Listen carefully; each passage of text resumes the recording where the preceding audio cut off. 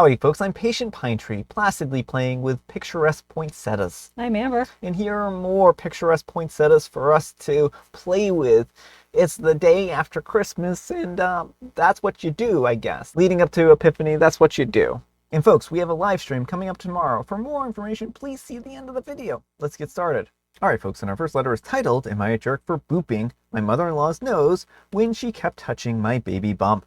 My husband and I are 31 weeks pregnant with our first. We announced our pregnancy at 13 weeks, and everyone was super excited since they will be our first grandchild on either side. I started showing at about 4.5 months and initially tried to be patient with my mother-in-law slash grandparents slash aunt slash random old lady at the store as they wanted to touch my belly. I wasn't really happy about people constantly rubbing my belly like I was some kind of Buddha statue, but let it go since everyone was excited. After a few weeks, I got touched out and politely asked for people to stop, or would say nicely no when they asked, which most people respected. Well, mother-in-law tends to be overbearing and pushy, very much has main character syndrome. She gets pouty and grumpy when she doesn't get her own way. She was the only one that continued to constantly touch my belly, even when I tried to say no. She'd always just say that she's so excited that she can't help herself. The bigger that I got, the more that it happened. A couple of weeks ago, we were visiting my husband's relatives for an event, and as soon as we walked in, mother-in-law made a beeline over to us. That day, I was feeling icky, big tired, uncomfortable, you know what I mean. I put one hand to try and stop her and tried to cover my belly with the other hand. She brushed my hand aside and started rubbing my belly. So that's when I got super annoyed and I gently booped her on the nose. I even said boop. She ended up just looking really confused and we ended up walking away to talk to other relatives. As we were leaving that night, she put a hand on my belly again, and as soon as she did, I booped her on the nose. We saw her again some days later with one of her friends. Her friend asked if she could touch my belly, and I nicely told her that my stomach was all touched out and she was fine. No drama. While that was happening, mother-in-law snuck up on me and started rubbing my belly again, and I booped her on the nose again. She looked really annoyed and said how irritating that was and asked why I kept doing that. And I told her that if she was going to keep rubbing my belly, after I asked her not to, then I was going to boop her nose. She got mad and said that I was being childish and dramatic. That night, she called my husband crying, saying that I was being mean to her and embarrassing her in front of her friends. Dear husband got annoyed with me and said that she was just showing how excited she was and that she's from an older generation, so it wasn't nice of me to do that to her. Instead, he said that I should have talked to her again and explained why I didn't want people rubbing my belly anymore. So the reason that I'm wondering if I'm the jerk here is because I know that she's super excited. By nature, she's a very touchy-feely person, and I think that she was legitimately embarrassed that I did that in front of her friend. All right, folks, what do you think? No, not the jerk. If she's going to, invade your personal space like that, it seems like talking to her nicely has not worked. Honestly, really, the husband should be stepping up. He should be telling her not to do this. He should be saying, we're not going to contact you until you stop this. So your husband needs to grow a spine, but if the only thing you can do is just boop her back and show her how uncomfortable it is to be touched when you don't want to be touched, then. Yeah, I mean, I think it's all fair is here, right? I mean, OP, showed her why it's uncomfortable to be touched. And I think that OP has every right to continue to do this. But I agree with you. I think the husband should have stepped in a long time ago and said, well, I'm sorry, if you can't just help yourself, then you won't see us until after the child is born, right? Because this is unacceptable. I mean, it's certainly, you shouldn't be touching people without their permission, without their consent. That's just the reality of it. And I don't care how much she can't help herself. If she feels like she can't help herself, then she needs to tie her hands behind her back or something like that. Right, work on it with a professional. But is she really going up to every single pregnant person she sees and rubbing their belly? No. I imagine not. And my concern, well, one, she's not respecting OP's bodily autonomy, and this also concerns me about, her pushing boundaries later on. It sounds like she's decided the rules don't apply to her, that she can just say, oh, I couldn't help myself and get her way out of it. And I'm afraid about what this is going to mean once the baby's here. Yeah. But let me know what you folks think. So anyhow, take care and good luck. All right, folks, and our next letter is titled, Am I a jerk for telling my wife that I won't fund her dream bakery because I'm still paying off her failed influencer career? My wife is a 28-year-old female and I'm a 32-year-old male, and we've been married for 4 years. She's a sweet person, but she's constantly hopping from one big dream to another without much follow through. 2 years ago, she decided that she wanted to be a beauty influencer. I supported her by buying her a camera, a lighting setup, and some expensive makeup kits. She posted a few videos, got discouraged by low engagement, and dropped the whole thing after 6 months. I'm still paying off the credit card debt from that phase. Now she decided that she wants to open a bakery. She claims that it's her true passion, and she's been talking about taking out a loan or dipping into her savings. She even asked me to borrow money from my parents, which I immediately shut down. I told her that I can't support another expensive venture when she hasn't proven that she can stick with anything long term. I suggested that she work at a bakery first to see if she truly enjoys it. But she said that's demeaning because she would rather be her own boss. She accused me of not believing in her and said that I am stifling her dreams. I told her it's not about belief, it's about practicality. She's been upset with me for days and her family thinks that I'm being a controlling jerk. So am I a jerk for refusing to invest in her bakery dream? Folks, also I want to ask, is OP a jerk for not buying her the moon or several stars or maybe a continent too? What do you think? No, I don't think OP is in the wrong here. And if her parents think, family thinks that this is such a hardship, they can chip in and start her bakery. Give her the funds to start her bakery. Yeah. Running a business is hard for people in the best of circumstances. You can be truly passionate about something and still have it go belly up.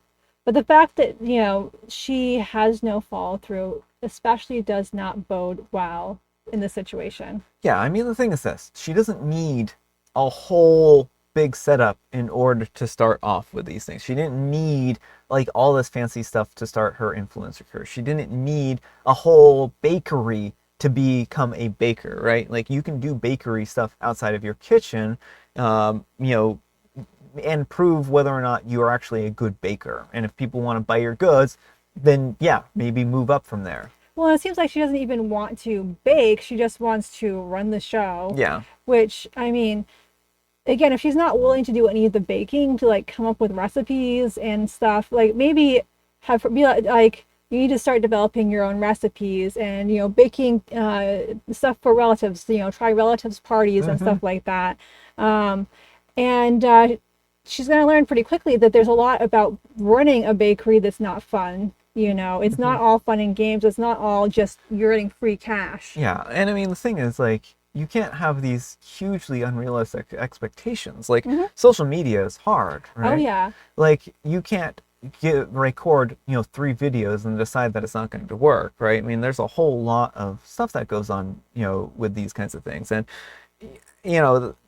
that's problematic because like if she really wanted to do beauty influencing, she wasn't going to catch on immediately. And the only way you actually get to be big in such a very short period of time is usually through like buying advertisement and stuff like that, right? I mean, there are some people who do it naturally, but I mean, it is a difficult thing to break into. It is. The markets are oversaturated, and so usually it takes years of a lot of concerted effort, and not everyone's going to make it anyway. Yeah. But you have to be willing to be in it for the long haul. And if she's decided to throw in the towel at 6 months on this project, and it sounds like she's had other ventures as well, you should not be risking your financial stability. It sounds like you already went into debt for this. If there's any way you can sell some of that equipment, it might be worth doing that to recoup the cost. It's not going to be for the full value, but a decent camera and lighting setup you might be able to sell for something. Yeah. And again, I feel like she could have just used a cell phone camera to do her recording. She didn't need a whole fancy camera or fancy equipment in order to get into recording online videos. Like, I mean, that's such a low barrier to entry that anyone can do it, right? Well, it seems like she just wants all the stops pulled out for her. She likes the idea of these things more than actually doing the things. And once things get hard, it's very quickly no longer her dream. Yeah. But let me know what you folks think. So anyhow, take care and good luck. All right, folks, and our next letter is titled, Am I a jerk for calling my husband's new boss's wife out for her lies? Last night, we attended my husband's first Christmas party with his new employer. He's been in the same field for decades, so I was familiar with a few attendees. I have never met his boss or his boss's wife, Andrea, and I know very little about her. A side story, my daughter, Willow, is a great cook. She has worked at the same bank for 7 years, so they have gotten to know her food and often have special requests. This year, they requested her bruschetta and crostinis. A couple of co-workers requested that she make a larger batch, as it all was eaten last year at last year's Christmas potluck. The following day, she took it to work. And a half hour before the party, though, she called me crying because someone had taken it from the fridge. She wasn't crying because the food disappeared. She was crying because she served it in a dish that was hand-painted by her sister. It was a trumpeter swan dish that I loved very much. I consoled her, and I suggested that it might turn up eventually. Inside, I was crushed. Back to the party. I'm enjoying my second glass of Merlot and getting to know a few people, when I decided that it's best to go get something to eat so I don't get buzzed. Everyone is ranting and raving over the boss's dish, bruschetta and crostinis. Apparently, she can't cook and usually buys something, so this is a surprise to them. I'm curious to see if it's better than Willow's recipe, so I walk over to grab some from my own trumpeter swan dish. I walked over to the dish and turned to a friend of mine, Julie, pointing to the dish and sharing its origin.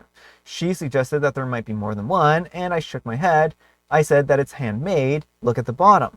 By this time, Andrea had walked over to us. I turned to her and I said, "Do you work at US Bank?" And she nods. "I don't recognize you. Are you a customer?" "No, I'm Willow's mother. You broke her heart today." I pointed to the dish, and her face floods with color. Andrea defends and says there are tons of those dishes out there. Julie said, and I replied, "Andrea, this is hand-painted." She lifts it over her head. By now, there are 4 other women around us. Jade Denelli, 2009. Andrea opens her mouth, but nothing comes out. She bursts out in tears and leaves the room. Her husband followed her shortly thereafter, effectively ending the party. At home, my husband yelled at me for confronting her in front of everyone. He thinks that I should have discreetly confronted her and asked for my dish back rather than doing it in public. I yelled back that she had no consideration for how she made Willow feel when the dish disappeared, so I returned the favor. He yelled that I might have compromised his job.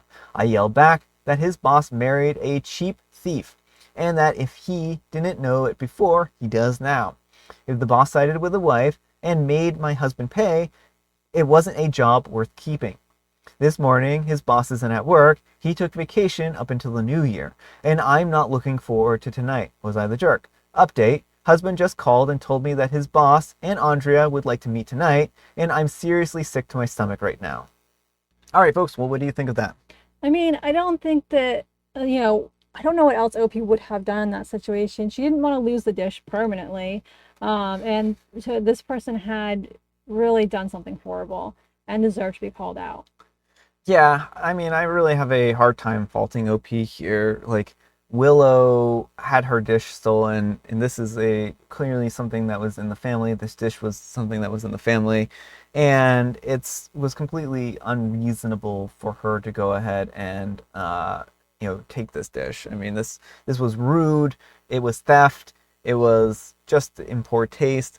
And I can understand why OP would feel indignant at this point in time. And not to mention, like, wine impairs people's judgment too. So maybe she would have maybe done things slightly differently if she hadn't been drinking a lot. But I mean, also, I don't know what she would have done differently there too, right? Right. And I mean, it's unfortunate if the husband gets in trouble for this, but it could be considered reprisal, like if they try to do something to him based on this. It's not a good situation for him. I understand his frustration, but he's taking out his frustration on the wrong person. He should be upset too that this person stole from their daughter. Yeah. So I really feel bad for OP here. I don't think that they were kind of in a no-win situation in a lot of ways. I mean, if they didn't confront them now, that dish might have disappeared, right? But let me know what you folks think. So anyhow, take care and good luck. Alright folks, and our next letter is titled, "Am I a jerk for showing up my wife's friend's husband?" I'm a 39-year-old and male, and my wife Claire and I have 2 boys who are 4 and 1. Claire is 29. Claire's best friend Tess is also 29 and she has 2 children, a 3-year-old girl and a 1-year-old boy. Tess is married to a man named Jim. Last night, Tess's daughter wanted to come over to play and we welcomed them. I got home from work a bit early on that day, around 4, and since they were busy with the children, I offered to make dinner. I dropped by the store and I got the ingredients for fried chicken, mashed potatoes, macaroni, and cheese. I've been to culinary school, and although I ended up in a different career, I'm confident in my cooking ability. I kind of went nuts with the cooking, with double fried chicken wings, garlic mashed potatoes, homemade macaroni and cheese, and Caesar salad. Dinner was on the table at 6. The kids, other than the 1-year-old boys, who had something slightly different, tore through it. I loaded the dishwasher and then I played with all 4 of the children as Claire and Tess ate. At the store, I also had found some good strawberries, so we had them for dessert. Tess took her children home about 9. Apparently, Jim had been drinking with his colleagues, and when he got home about 1 a.m., Tess tore into him about how he goes out, and how he doesn't cook, and how he doesn't play with his children, and the like. According to my wife, this is a common argument that they have. Tess brought up how much I did, and even took some food home to him. And now Jim blames me for being competent. Claire seems to think that Jim's reasoning is solid, as she said that I did go over the top in a way that I wouldn't have if we didn't have guests. And yeah, when guests come over, aren't you supposed to pull out all the stops? I feel strange for asking this, but is it my fault that my actions led to friction in their marriage? All right, folks, what do you think? No, it is not OP's fault. And I'm a little concerned about the wife's response here. Now, if OP in general does not cook and doesn't help and is only doing this because people are over, that is definitely a conversation worth having. Yeah. And he needs to reevaluate what he's doing. But it sounds more like he made an elaborate meal, more elaborate than he would have on a regular night, which isn't uncommon if you have guests. And again, if the wife would like more elaborate meals, that might be a conversation that could be had separately. But it sounds like Jim is not pulling his weight in the relationship. And I don't know why Claire thinks that defending her friend's deadbeat husband is a noble cause. Well, I'm wondering if there's more information here, right? I mean, like what you were saying is if OP doesn't really do this when, it's just him and his wife around. I'm wondering if like this was like even above and beyond what he normally would do for like cooking and stuff like that, and that she's maybe jealous, or maybe she's like, you're fawning over tests or any number of things, right? Like, I'm not saying that that's the case. I'm being a little cynical here, but I also think that it's really strange because you would think that if your partner did something like this, you would be grateful that you had a good partner and not be like, you did kind of go overboard here.